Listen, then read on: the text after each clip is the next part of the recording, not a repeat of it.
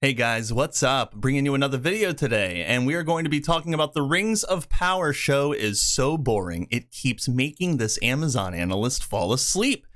And there you have it.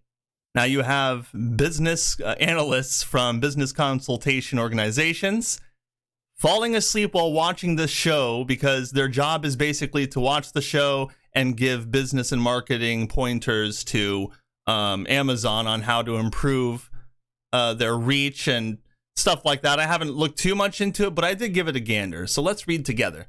Even though the first 4 episodes of Prime Video's wildly expensive Lord of the Rings TV series, The Rings of Power, pretty much bored me out of my mind, I'm going to keep watching, especially since the episode of the series that just dropped over the weekend features an epic battle, which no doubt diminishes the yawn factor considerably. The problem with the slow pace of the show thus far, though, is that some viewers might not end up going the distance and drop off in frustration. Yeah, kind of like how I wish I could drop off in frustration, but there are a lot of people who want to know how bad the show is, and that's why I'm doing this right now. Yeah, here we go.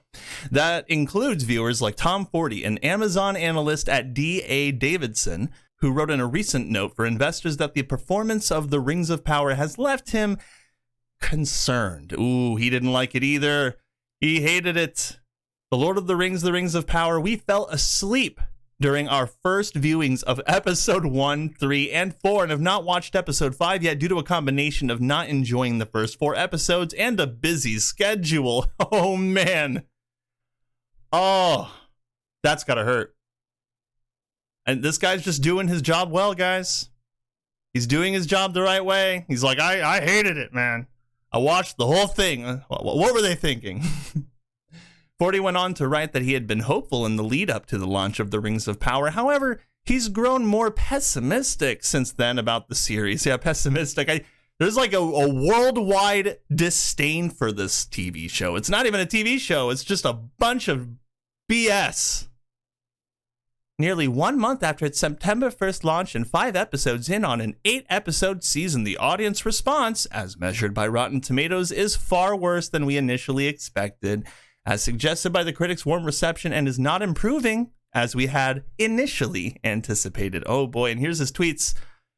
I'm having a perfectly fine time with Rings of Power, but why does every line of dialogue sound like it was written contentiously by committee and watered down but to its most boring iteration? Nice.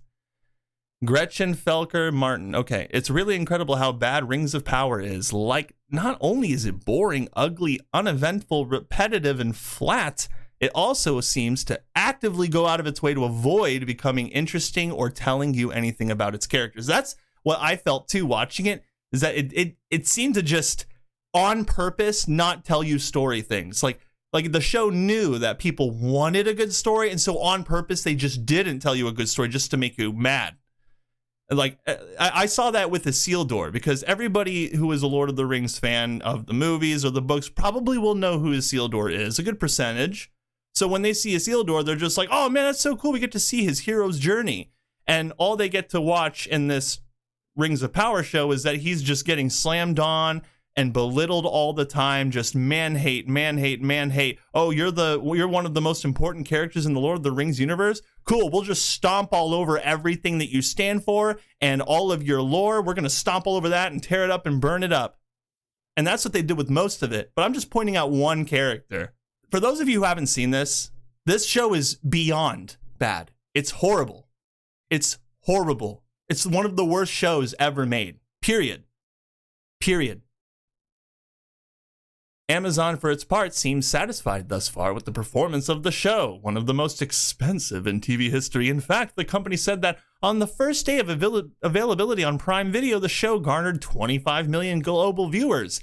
But we've all seen the Nielsen ratings, and we know that it's not all it's cracked up to be. And judging from the Amazon reviews that we were going over the other night, I'm pretty sure that many can agree that the negative backlash is apparent. It's not even apparent. It's rampant. The true measure of success. However, the most important signal of the show's success won't be apparent right away. Unlike a rival like Netflix, Amazon's Prime Video unit doesn't make original shows or movies for the end goal of simply entertaining people. Prime Video's original content is meant to serve as a key component of the Amazon operational flywheel, making a Prime membership seem so valuable.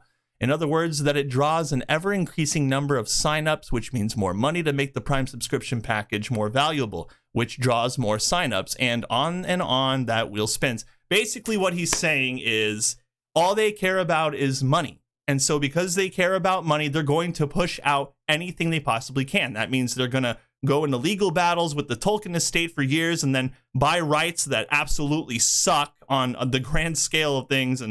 And then they're going to try and make a TV show out of that, but it's just going to be cut up in bits and pieces. The story's not going to make any sense, but that's the point, because it's all about creating value for Amazon Prime by using one of the most famous stories ever created. It's about money. It's always been about money since the beginning. And they see that they're not getting their money. So what are they doing? Spending more money. Not just spending money on shill articles, but they're spending money.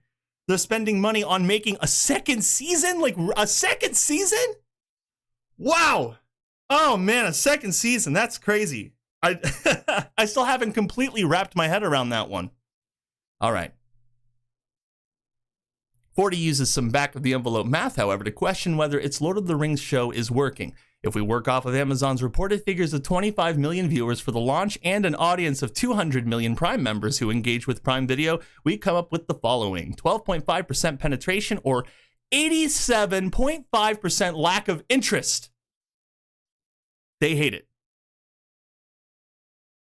87.5% of the 200 million Prime members who engage with Prime Video, 87% of them aren't interested. Just remember that. 40 wrote in his analyst note, which was reported by Insider. Wow. So, yep, this show is a disaster. From here, we're about to see just a swath of amazing stories from these hack journalists that don't care about Lord of the Rings or the people who watch it, and they're just taking money. This is called taking money from Amazon and talking about it. That's basically it. I hope you all have a beautiful day. Like and share this video, subscribe, click that notification bell, and I will see you all next time.